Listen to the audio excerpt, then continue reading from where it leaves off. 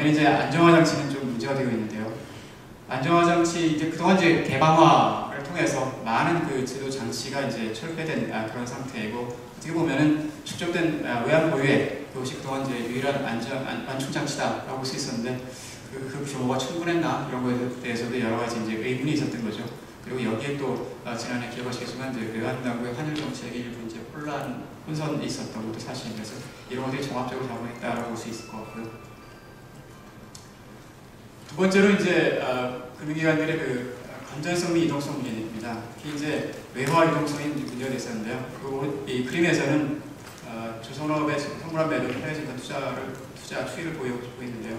해외증권이 늘어나고, 그에 따라서 해지수가 늘었겠죠. 그리고 조선업 선물한 매도에서 아까 말씀드린 바와 같이 어떤 단기 외자가 도입되고 이러면서 외채가 크게 증가했습니다. 그런데 이제 지난해 같이 상황이 굉장히 악화되면서 롤오버, 만기 차환이 안 되면서 이것이 상당히 이제 우리나라 외화 유동성의 문제를 불러일으켰고, 심지어 디폴트 가능성까지도 얘기가 되고, 일부 좀 해외 언론에서는 3월 기설이니 9월 기설이니 이런 얘기들이 계속 나왔던 것을 기억하실 겁니다.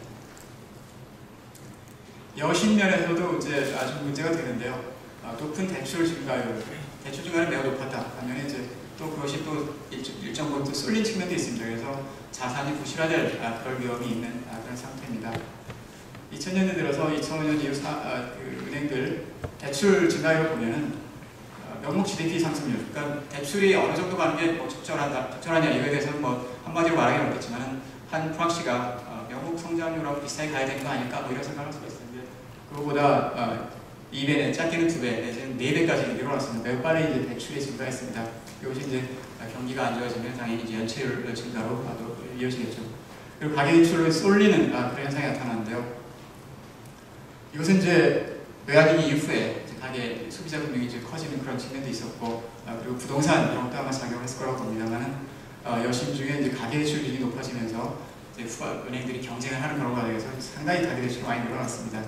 그렇다가 이제 2006년까지 이제 아파트 주택 가격이 굉장히 오르니까 그때까지 늘어나다가 2007년 이후에 조금 이제 하락하는 모습을 보였습니다만, 최근 다시 이제 늘어나가지고 이것이 이제 우려를 사고 있습니다.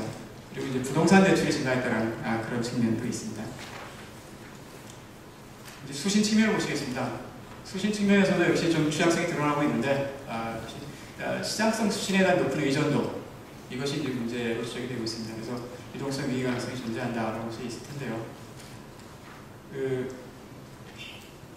은행이 예금이 잘 안 되니까, 그래서 이제 예대율이 2008년 말 현재는 128%라는 굉장히 높은 그런 상태입니다.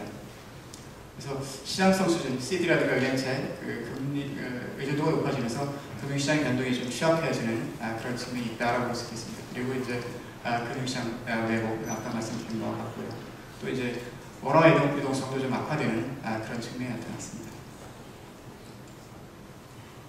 다음에는 이 부분 대형화, 경업화, 정권화 추구의 평가라고 제목을 잡아봤는데요. 이거는 사실 지난해 우리나라에서 그렇게 크게 불거진 문제는 아니라고 볼 수 있겠습니다. 오히려 이제 이것은 미국을 중심으로 한 선진국 금융시장에서 이제 문제가 됐던 건데, 이 기회에 이것도 다시 한번 우리가 체크를 해보자라는 취지에서 좀 정리를 해봤습니다. 우리 금융의 어떤 지향성, 그동안 우리가 지향해온 것이 결국은 이제 대형화, 경업화, 증권화일 텐데, 이 지향성이 이제 옳은 거냐, 올바른 방향이냐, 이런 거에 대한 평가가 필요하다고 볼 수 있겠습니다. 이러한 실제 이런 것들을 추진해왔고, 추구해왔고, 그래서 우리나라 금융산업이라든가 금융기관의 경쟁력이 이제 과거에 비해서 많이 향상된 것은 사실입니다. 특히 이제 외환위기 이후에 자산 건전성 이런 면에서도 좀 많이 나아졌고 그런 측면이 있습니다. 하지만 그리고 아직 미흡하다, 그러니까 주식시장이라든가 채권, 파생상품 등의 발전 단계 이런 것들은 좀 미흡하다. 이런 점들을 고려할 때 향후 이제 금융시장의 증권화가 더욱더 진전되고 기업들의 금융 수요 증대에 대해서 이제 투자은행 육성이 필요하다는 그런 주장도 설득력은 충분했습니다. 그렇지만 이제 최근 우리 금융위기가 대형 아이들의 파생상품 관련 손실에서 비롯된 것을 우리가 익히 알고 있고요. 그렇다고 본다면은 우리 금융이 추구해온 방향이 과연 올바르게 잘 올라가는 건지 이런 거에 대한 어떤 평가 필요성은 제기되는 것 같습니다. 은행을 위주로 한 금융기관의 대형화와 향후 더욱 진전될 가능성이 높은 경업화로 인해서 우리 금융의 시스템 위기, 미국에서 문제됐던 그 시스템 위기가 더 커지고 있는 건 아닌지, 속에서 커지고 있는 건 아닌지 그런 것이 우려되는 바가 있습니다. 먼저 이제 대형화를 다루고 있습니다. 은행 대형화인데요. 은행 규모는 그동안 크게 늘어났다. 그리고 이제 상위 은행 시장 집중도도 매우 증가하는 모습입니다. 실제로 개별 은행의 자산 규모도 매우 크게 늘어났고 자세한 수치들은 이제 그 자료에 있을 텐데요. 그리고 또 소수 은행의 시장 지배력이 확대된 그런 모습입니다. 일각에서는 이제 우리나라 은행의 규모가 선진국 은행에 비해서 자산 규모가 아직 굉장히 작다. 라고 이제 하고 있습니다. 그렇지만 우리 경제 규모에 비하면 주요 은행의 규모가 작다라고는 하기도 어려운 측면이 있습니다. 상위 3대 은행을 기준으로 하면 미국의 은행들이 우리나라에 비해서 7배 이상 큰 그런 측면이 있지만 GDP 대비로 한다면 우리나라가 더 크고 시장 집중도 높은 그런 양상이 나타나고 있습니다. 그래서 은행 규모를 과연 지속적으로 확대시킬 거냐, 이 은행이 우리가 작으냐 크냐, 여기서는 어떤 절대적인 잣대가 있을 것 같지는 않습니다. 그래서 한 가지 생각할 수 있는 것은 우리나라 은행업의 활동 범위, 이것을 은행업이 과연 그 국내 산업이냐, 내수 산업이냐, 아니면은 수출 산업이냐, 이거에 대한 그 판단이 먼저 앞서야 될 것 같습니다. 그래서 우리의 활동 범위를 세계 무대로 본다라면은 더 키우고 그럴 필요가 있겠지만은 그렇지 않다라고 본다라면은 대마불사의 문제라든가 또 시스템 위기를 심화시킬 우려, 이런 것들이 좀 더 커지는 것이 아닐까, 만약에 더욱더 커진다면 그렇지 않을까 싶습니다. 투자은행 대형화 문제인데요. 그동안 이제 투자은행 계속 이제 육성해 왔습니다. 그렇지만 아직 국내 투자은행 규모가 작고 수익원도 이제 위탁 매매에 편중된 그런 구조입니다. 그래서 경제 발전 단계라든가 이런 것들 고려, 그리고 이제 인구 구조를 고려한다고 할 때 M&A라든가 기업 공개, 해외 자금 조달, 그리고 재무상환 등 다양해지는 기업의 금융 수요, 그리고 이제 개인들의 금융 수요를 충족시키기 위해서 국내 투자은행의 규모 확대와 육성은 필요한 것이 아닐까 싶습니다. 단 투자은행의 속성상 수익 성취를 위한 자기계정 매매, 이번에 이제 금융위기 때 문제가 됐었죠. 그 규모 확대와 이제 과도한 레버리지 증대, 이런 것들은 경계가 필요했습니다. 물론 이제 현재 레버리지 수준은 미국 문제가 됐던 그런 은행들에 비해서 굉장히 낮기 때문에 현재에 대해서 말하는 것은 아니고 앞으로 이제 그런 것이 크게 늘어나는 것은 경계해야 된다라는 그런 말씀입니다. 다음에 금융기관 경업화 문제입니다. 경업화 증대가 시스템 이익하면서 늘릴 것이라는 그런 우려가 있는데요. 여기에는 이제 긍정적 효과도 있고 부정적 효과도 있을 것입니다. 그렇지만 만약에 이제 종합적으로 본다라면 지주회사 방식의 경업화 추진, 지금 우리가 추진하는 게 이런 것인데, 이것은 이를테면 유럽식의 그 순수 유니버설 뱅킹에 비해서는 그래도 좀 겸업의 부작용 완화에는 다소나마 유리하지 않겠느냐라는 그런 판단입니다.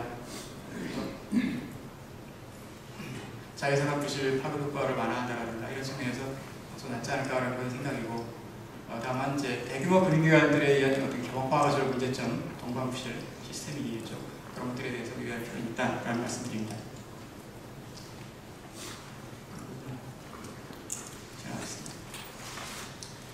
다음에 금융규제 및 감독의 미비라는 측면입니다.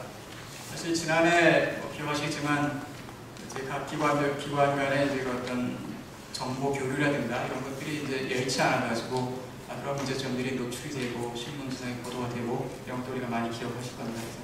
그래서 그런 문제들, 거시적 차원의 이제 관리가 부족했다라는 그런 점들, 그리고 개별 금융기관 규제가 이제 문제점을 드러내는 그런 측면도 있었고요. 금융 감독 체계가 미비한 그런 측면도 있습니다. 이런 부분들은 이제 뒤에서 다른 분들께서 이제 자세히 말씀하실 것이기 때문에 간단히 지나가겠습니다. 개선 과제입니다. 첫째는 이제 대내외 중개 흡수 능력을 강화해야 되겠다는 것입니다. 외환보유액이 짱냥 아니냐 계속 논의가 진행되는 것 같습니다. 늘려야 된다. 그러면 신중하게 비용이 있기 때문에 신중하게 보여야 된다라는 측면인데요.